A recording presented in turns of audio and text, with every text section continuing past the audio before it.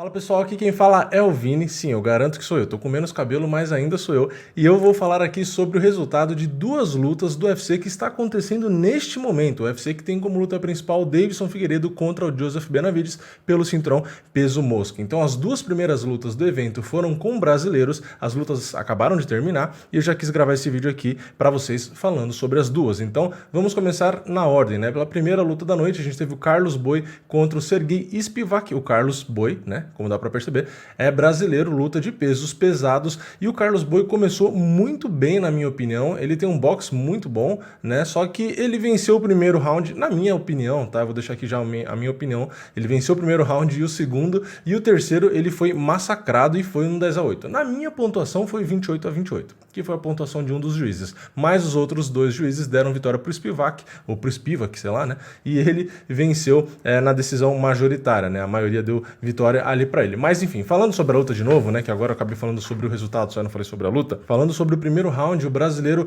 teve um boxe melhor ali, na minha opinião, conectou mais golpes. Ele é um peso pesado, tem mãos muito pesadas, só que ele tem um volume também muito bom, um volume interessante. Ele usa bastante o movimento de cabeça, então o conjunto do boxe dele ali é bastante interessante. É um cara mais paradão, não tem uma movimentação muito fluida, porque é um peso pesado, ele é bem grande. Aliás, o apelido boi é justamente por isso, que o cara parece realmente um boi. Então ele tem a mão pesada, tem um jogo de cabeça, ele usa bem a esquiva, acho que justamente por não ter tanta movimentação, então ele consegue esquivar, consegue bater, né, logo depois que ele esquiva, aplica golpes ali na linha de cintura, consegue jogar golpes por cima do jab direto, geralmente, né, ele joga por cima do jab do adversário. Então realmente interessante, estava gostando da luta, achei que ele ia levar até com bem, né, a luta. Levou o primeiro round, na minha opinião. No segundo round também ele levou, na minha opinião, mas é um round mais parelho, então gera um pouco ali de discussão, mas ele também venceu na minha contagem, então ele foi pro terceiro round ali, na minha opinião, com 2-0, mas era arriscado sim contar com esses 2-0, tanto que o corner dele mesmo acho que pensou a mesma coisa, porque pediu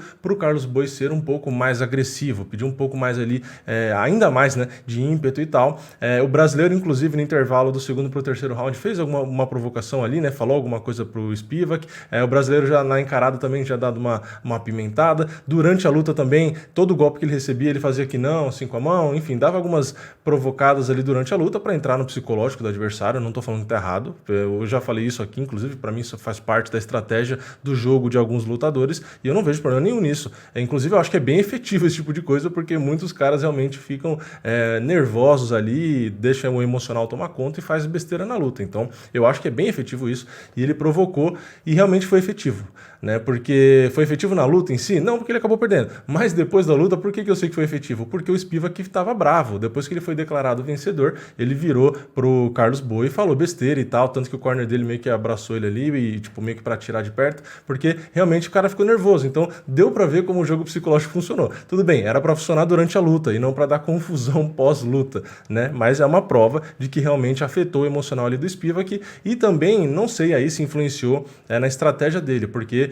eu acho que o Spivak percebeu que um round ele tinha perdido, o segundo talvez tivesse perdido, ele mudou a estratégia. Ele chegou no terceiro round e conseguiu aplicar a queda no Carlos Boi e controlou. Então esse round 10-8 que eu falei foi um round basicamente onde o Spivak derrubou o Carlos Boi, controlou ali por cima o round inteiro e bateu bastante no brasileiro, por isso que foi um 10-8, né? Não é só porque derrubou e ficou travado, ele derrubou e bateu bastante, então foi ali um 10-8 tranquilo. Então na minha contagem foi ali um empate 28-28, mas é aquela coisa, existe sim a possibilidade, não é um absurdo na minha opinião, dar a vitória como acabou acontecendo ali pro Spivak, né? Os juízes darem ali 29-28. Então assim, não tem muito o que reclamar, né? Eu acho que, não sei se foi porque no primeiro e no segundo round o brasileiro ficou menos preocupado com as quedas, eu acho, porque a luta se desenrolou inteira na trocação, primeiro e segundo round. Então, se só tem 3 rounds, eu acho que nem passava na cabeça, né? Tipo assim, ele já perdeu 2 rounds, vamos supor, né? Ele vai tentar nocautear, ou se derrubar vai tentar finalizar, né?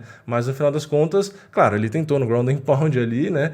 E tentou até uma finalização outra, mas a dominância foi grande e foi o 10-8. Então, mesmo no cenário ali mais otimista de pontuação, o juiz deu empate. Então a vitória do Carlos Boi realmente não dava para enxergar, na minha opinião, porque 10-9, 10-9 e 10-8 no terceiro, no máximo empate. né? Não tinha como o brasileiro sair vencedor. Então, na minha contagem, empate. O outro resultado provável e aceitável é a vitória do Spivak, como aconteceu. Agora, a vitória do brasileiro realmente não tinha como. Infelizmente, não foi dessa vez, mas eu gostei do brasileiro. Tem um boxe realmente muito bom. Acho que dá para vencer muitos nomes aí na categoria. E é aquela coisa, né? A categoria peso pesado, né? Não dá para exigir que o cara tenha uma movimentação super fluida, que o cara tenha um super wrestling, um super jiu-jitsu. A gente sabe que nos pesos pesados é mais difícil a gente encontrar os caras tão completos assim como acontece com frequência em outras categorias. Mas enfim, vamos falar da próxima luta, a segunda luta da noite, que também teve brasileiro. Tivemos Davi Ramos contra o Arman Tsarukyan,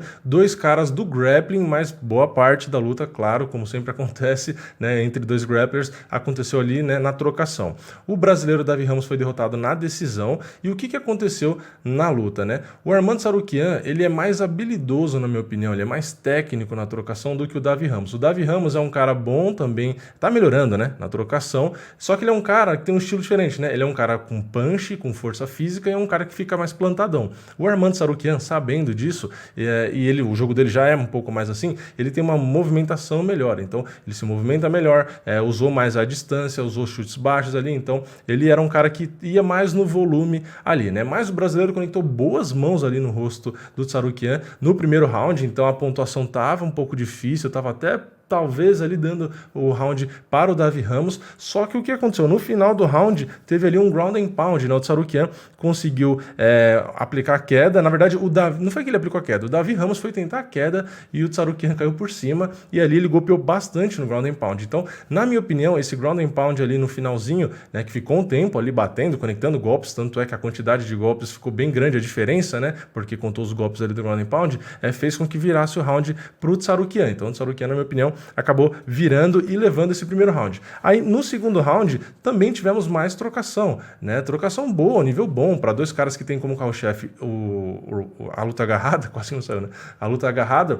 Tivemos um bom nível ali de trocação, mas mais ou menos no mesmo estilo. Um cara plantadão, com mais punch, soltando menos golpes, mas conectando mãos duras, contra um cara com movimentação, com N armas diferentes, chute baixo, chute, enfim, de tudo que é jeito, né? Ele usa muitos golpes diferentes, né? O Tsarukyan, enquanto o Davi usa menos. Usa às vezes um chute e tal, mas é um cara que realmente acaba usando menos, mas focando na potência, né? Focando ali na efetividade em si, né? Para ver se acaba conseguindo derrubar. Enfim, a luta acabou rolando de novo nesse estilo, mais volume de um lado, mais potência do outro. O Tsarukyan conseguiu uma boa queda, conseguiu aplicar a queda ali. Na segunda tentativa, né, depois eles levantaram, na segunda tentativa o Tsarukyan não conseguiu derrubar, aí o Davi Ramos conseguiu ali controlar, e o Tsarukyan, como eu disse, bons chutes, conectou alguns chutes na panturrilha ali, que realmente deve ter incomodado o Davi Ramos. Então, no volume, a queda e etc., eu acho que o Tsarukyan também levou o segundo round, e no terceiro round tivemos, de novo, trocação, do mesmo estilo que eu falei do primeiro e do segundo round, só que o Tsarukyan começou a controlar melhor ainda a distância e aumentar ainda mais o ritmo dos golpes. Então, ele acabou batendo bastante no Davi Ramos, e isso aconteceu porque o Tsarukyan melhorou do nada? Não, é porque o Davi Ramos sabia que estava perdendo a luta e teve que se expor, teve que ir para cima, foi mais agressivo. Então, ele começou a agilizar ali aquela movimentação. Ele continuou tentando enquadrar o Tsarukyan, né, cortando os ângulos e tal, só que acabou se abrindo mais, se expondo mais para poder bater, né, para tentar nocautear ou derrubar e finalizar. Enfim, ele precisava vencer a luta, né? Então, assim, não estava tão difícil de enxergar o primeiro e segundo round para o Tsarukyan.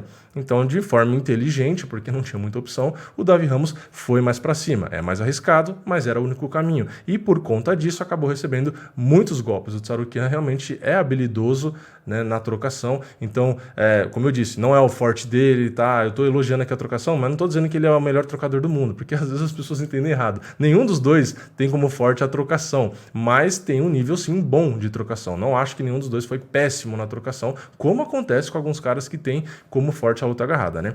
Enfim, o Tsarukyan conectou bons golpes, conectou um excelente chute, enfim, acabou até machucando bastante o Davi Ramos ali. Teve uma hora que o juiz teve que parar a luta pro médico dar uma olhada ali para ver se estava tudo certo, dar uma limpada no sangue que estava no olho, etc.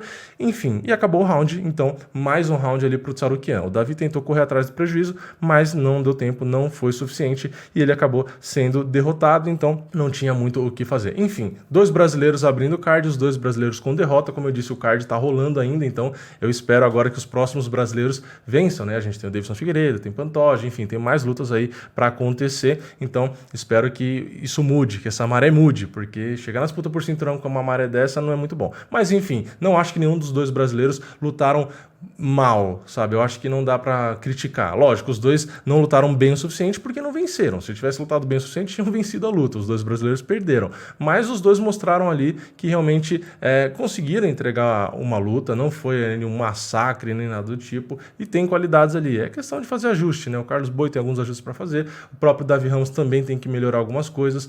Enfim, isso também é papo para outro vídeo. Não adianta eu entrar aqui e começar a falar o que eu acho que tem que fazer, porque senão fica muito grande. Enfim, o intuito desse vídeo é só trazer o resultado. Então, trouxe aqui mais ou menos o que aconteceu, mais ou menos também a minha opinião. Eu quero saber agora a sua opinião. Deixa aqui nos comentários se você gostou desse vídeo durante o evento que tá acontecendo, eu tô gravando aqui, então eu tô tentando ser bem ágil. Se você gostou desse vídeo, como eu disse, deixa o like, se inscreve, ativa o sininho e eu vejo vocês daqui a pouco na live, nas 2 últimas lutas desse evento e também nos próximos vídeos de resultados, beleza? Eu vejo vocês na próxima. É nóis, valeu, falou!